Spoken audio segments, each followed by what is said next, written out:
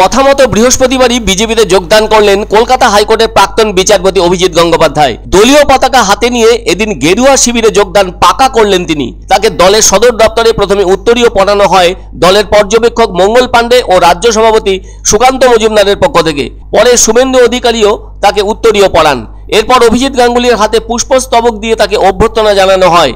শেষে বিজেপির দলীয় পতাকা তার হাতে তুলে দেন দলের রাজ্য সভাপতি সুকান্ত মজুমদার।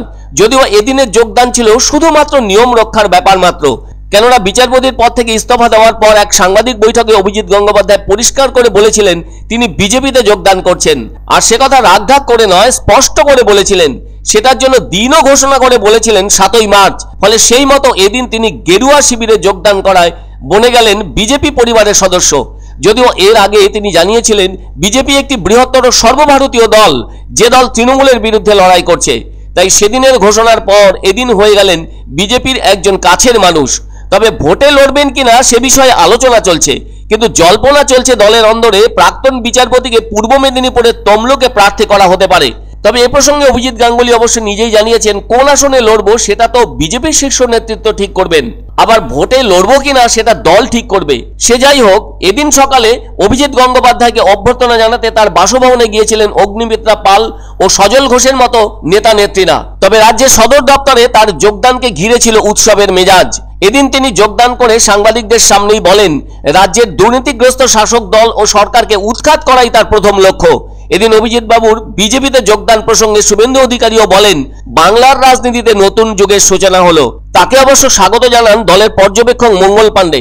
জানা গেছে এদিন সকালেই অমিত শাহর সাথে কথা হয়েছে অভিজিৎ গঙ্গোপাধ্যায়ের।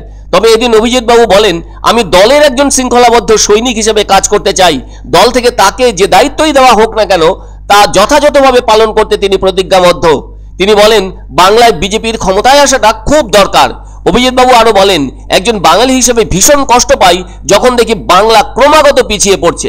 আজ আর বিশেষ কিছু বলার নেই, এই কথা বলা ছাড়া যে আমাদের প্রথম উদ্দেশ্য হচ্ছে পশ্চিমবঙ্গ থেকে একটা দুর্নীতিগ্রস্ত দলের এবং একটা দুর্নীতিগ্রস্ত সরকারের বিদায় লগ্নের সূচনা করে দেওয়া এই লোকসভা থেকে, যাতে 2026-এ তারা আর ক্ষমতায় আসতে না পারে।